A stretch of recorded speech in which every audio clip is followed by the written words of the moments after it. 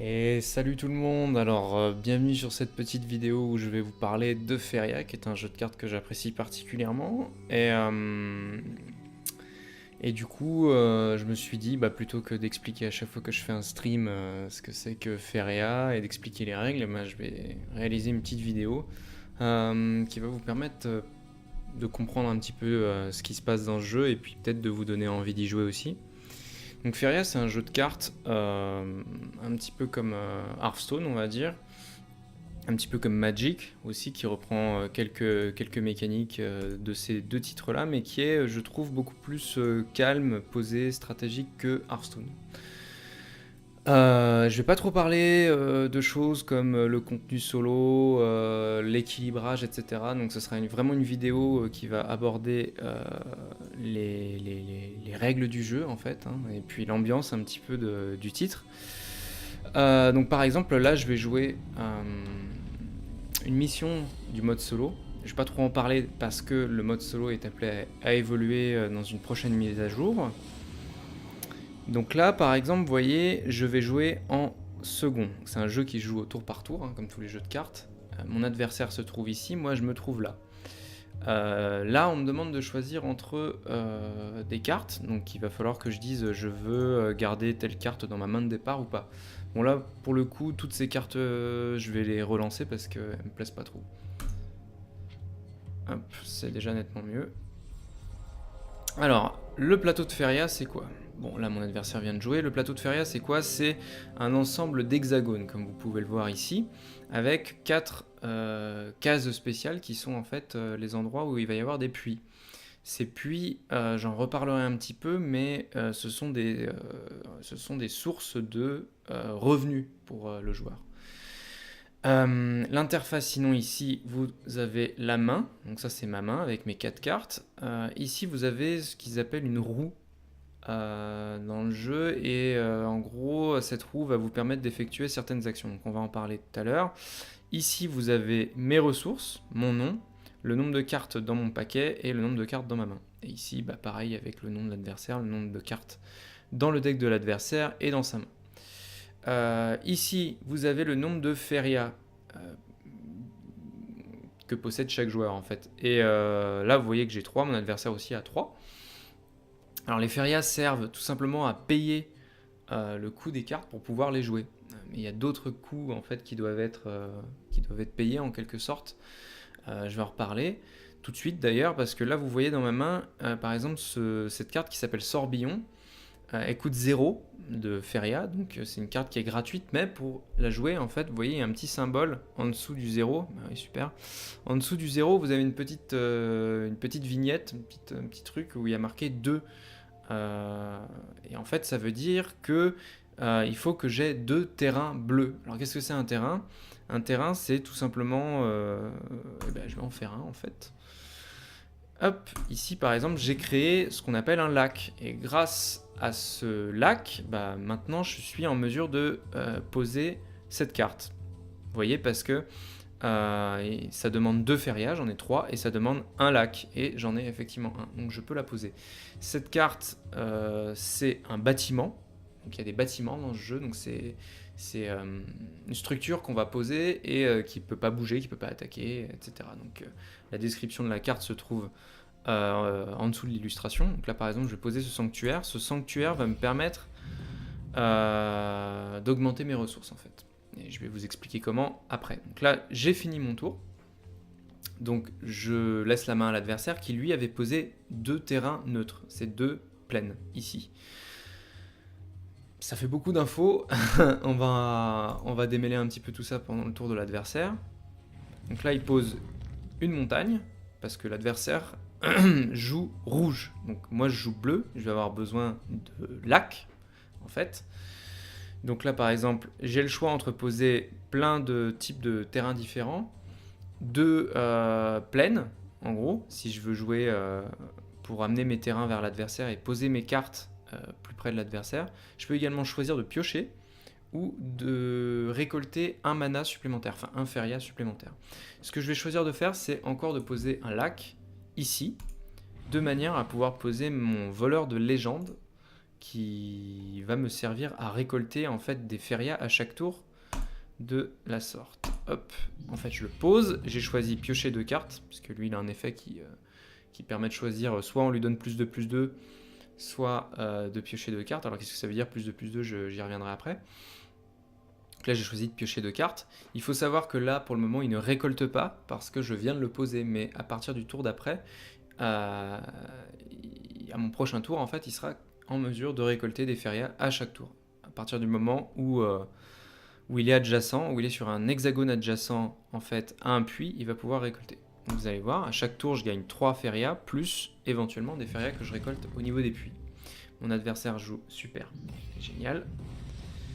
Ok, je me fais littéralement exploser. Donc mon adversaire a joué une carte qui s'appelle Tremblotaire du coup, qui nécessite 6 férias et 2 montagnes pour être joué. Donc il a joué sa carte sur un terrain montagne. Et cette carte a don, ça veut dire qu'il y a un effet qui va se déclencher à partir du moment où on la joue. Et cet effet, c'est inflige 1 point de dégâts à tous les ennemis. Donc tous les ennemis, ça veut dire que moi j'ai pris 1 point de dégâts. Vous voyez que là je passe à 19 PV. Si je suis à 0 PV ou moins, évidemment je meurs. Hein. Ma carte, elle avait... c'était une 1-1, donc elle avait 1 PV. Ma structure avait 1 PV aussi, donc il a littéralement tout détruit. Mais c'est pas grave. On va pas se laisser abattre et on va jouer... Alors on va essayer de bloquer l'avancée adverse en fait, en mettant des plaines ici.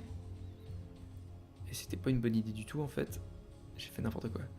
Ouais, on va faire ça. On va jouer cette créature qui au départ a 2 points d'attaque et 2 points de vie. Vous voyez, il y a marqué 2-2. Puis je vais jouer ceci qui est en fait une carte qu'on obtient quand on joue en deuxième. Donc c'est un petit peu le prix de consolation quand on joue deuxième. Enfin quand on joue en second plutôt puisqu'on est que 2. Mais du coup je vais l'utiliser là. C'est un sort, donc ça déclenche la capacité, c'est un événement, c'est pareil que les sorts, donc ça déclenche la capacité du disciple d'Aurora qui gagne +1/+1. Et ce que je vais faire, c'est que je vais jouer également ça pour voir ce que j'obtiens. C'est également un événement, donc ça va booster mon truc, j'en ai obtenu un deuxième, ce qui est cool. Je vais le rejouer. Ok, cool. On va prendre ça. Un marmiton en chef triton. Je vais le jouer là. Et du coup, il m'a donné une carte. Il m'a rajouté une carte dans ma main qui s'appelle Banquet des Tritons. Alors moi, je joue bleu. Et bleu, c'est une couleur qui peut jouer avec beaucoup de sorts, en fait. Beaucoup de choses pour altérer un petit peu les statistiques des cartes, ce genre de choses. Ok, mon adversaire joue ça. Seigneur de la Terreur, ça c'est chiant. Seigneur de la Terreur, qu'est-ce que c'est? Eh ben en fait, c'est une carte qui a touché mortel. Donc comme c'est marqué, détruit toute créature endommagée par cette carte. Donc ce que je vais faire, c'est que je vais contourner le toucher mortel en utilisant Banquet des Tritons, qui va donner à une créature de mon choix +1/+1, protection et saut. Alors saut, bon, on va voir ce que ça fait. +1/+1, donc... Là, en fait, il y a un effet combo puisque j'ai joué un sort, donc ça a déjà donné +1/+1 à mon disciple d'Aurora. Et en plus, le sort donnait lui-même +1/+1. Maintenant, vous voyez qu'il y a une petite bulle protectrice autour de la créature, ce qui veut dire qu'elle va pouvoir ignorer la première attaque qui va la cibler. Donc là, j'ai également saut. Saut, ça me permet de me déplacer maximum jusqu'à 2 cases de distance. Et éventuellement de sauter par-dessus les obstacles, ce qui est quand même vachement cool. Donc je vais déplacer ma créature ici, et je vais parler un petit peu du combat. Alors le combat, ça se passe comme dans tous les jeux de cartes classiques, on va dire. Vous avez 2 statistiques, l'attaque et la défense. Donc ici par exemple c'est une 5-6, ça c'est une 7-7, ça c'est une 1-5. Et en fait, quand il y a combat, les cartes vont s'infliger mutuellement des blessures qui correspondent à leur valeur d'attaque. Et leur valeur de défense va diminuer d'autant en fait. Donc là par exemple ça va pas se voir pour mon disciple d'Aurora parce qu'il a la bulle protectrice, on rappelle. Mais si j'attaque, et je vais le faire, hein, si j'attaque avec le disciple d'Aurora, en fait je vais infliger 7 blessures au Seigneur de la Terreur, ce qui sera suffisant pour le détruire. Donc on va le faire. Et voilà. Ensuite, qu'est-ce qu'on va jouer? On va jouer une autre île, a priori, enfin un autre lac. Réflexe magique. Et on va passer. Vous voyez que là, j'ai pu récolter un Feria. Grâce à mon marmiton en chef Triton. Je ne vais pas le déplacer. Parce qu'il est bien ici et je vais le laisser ici jusqu'au prochain tour. On va voir ce que mon adversaire va faire. Il rejoue une montagne et il vient m'attaquer. Plus cracheur de flammes qui inflige un point de dégâts à un ennemi. Et il a choisi de l'infliger sur le marmiton en chef Triton. Alors là, qu'est-ce qu'on a? On va jouer le sanctuaire Triton. C'est pas mal, je pense. On va jouer défensif. Je joue le sanctuaire. Ici, il va prendre un point de vie à chaque fois que je vais récolter du Feria. Donc je vais emmener mon disciple d'Aura sur une case adjacente à un puits et il va récolter. Tout simplement. Comme ça. Ouais, on va faire ça. Donc, il arrive là. Hop, on récolte. On a pris un Feria. La structure a pris un point de vie. On attaque et on se débarrasse de la menace. Alors ensuite, du coup, là, je suis un peu dégagé au niveau de mon orbe. Ça, c'est l'orbe, c'est-à-dire c'est là où il y a le joueur, moi. Et qu'est-ce que je peux faire maintenant? Je vais me déployer un petit peu vers le haut et jouer une patrouilleuse des marches. Hop, donc qui rajoute un feu de camp à ma main. Feu de camp qui est un événement aussi, donc ça a une bonne synergie avec le disciple d'Aurora, par exemple. Hop, fin de tour.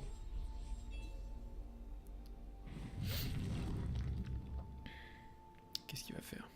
Sbire de Cypher. Ah oui, dernier vœu, ça c'est sympa aussi.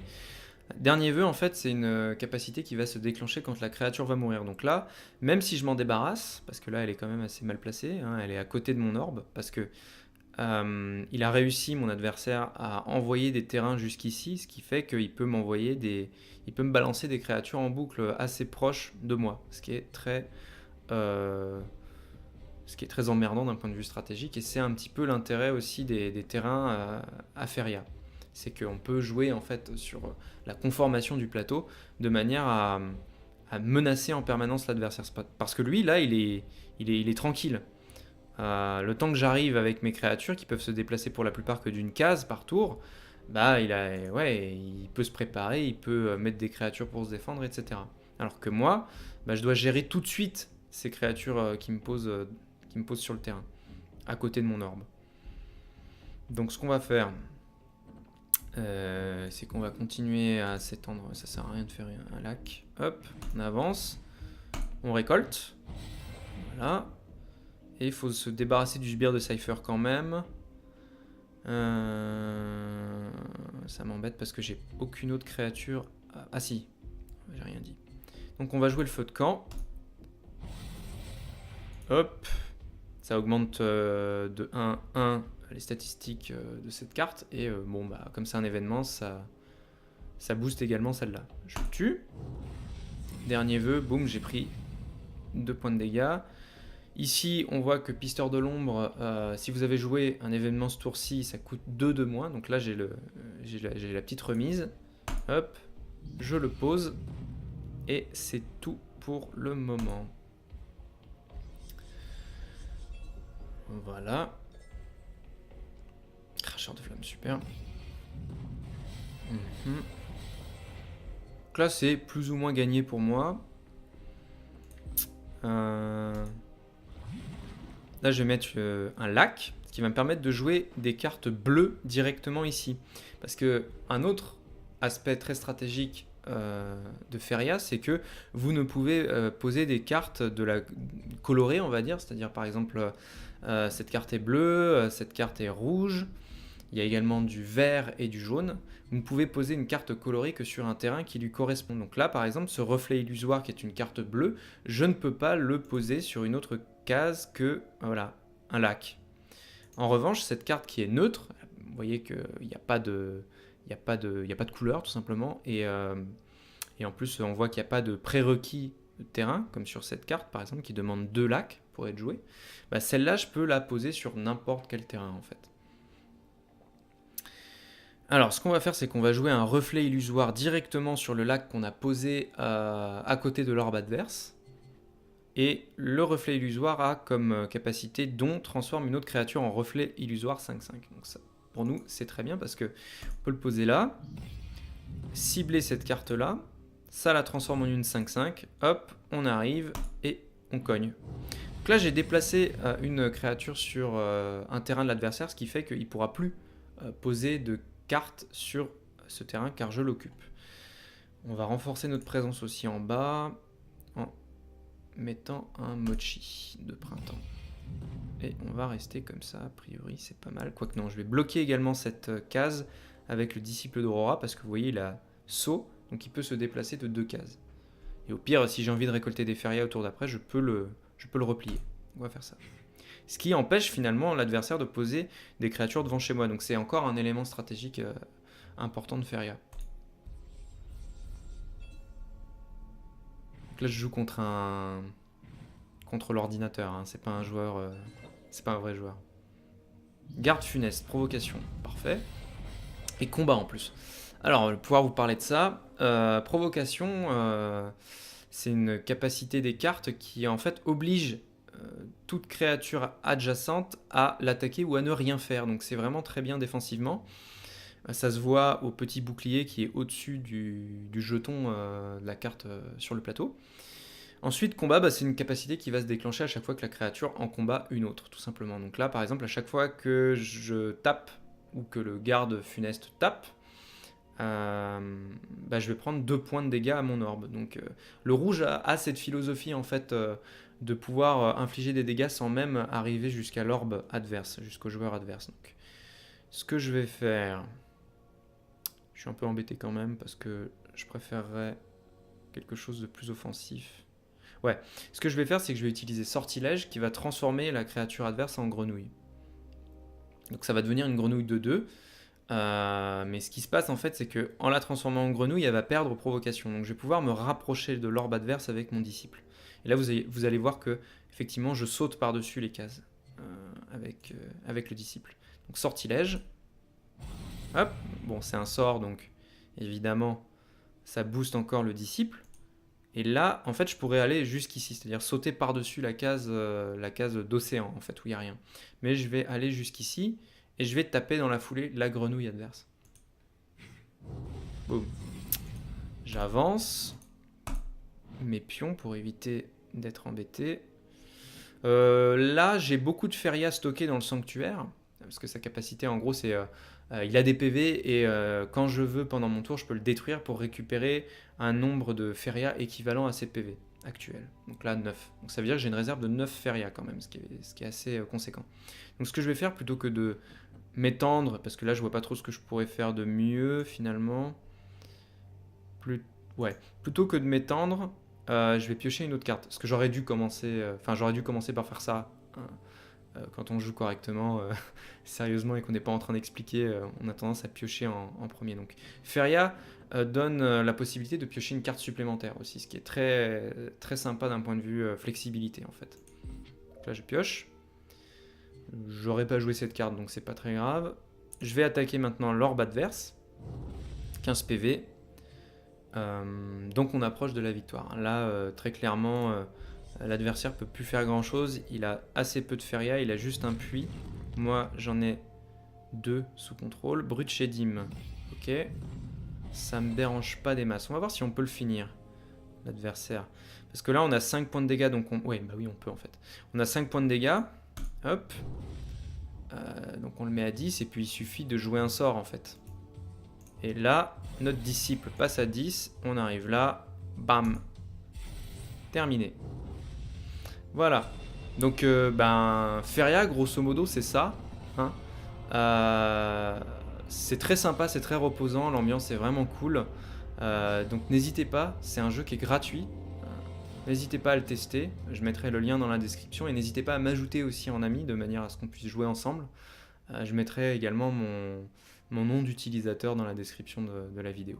Voilà, j'espère que ça vous a plu et que ça vous a donné envie d'y jouer. Et puis je vous dis à la prochaine pour une autre vidéo du coup.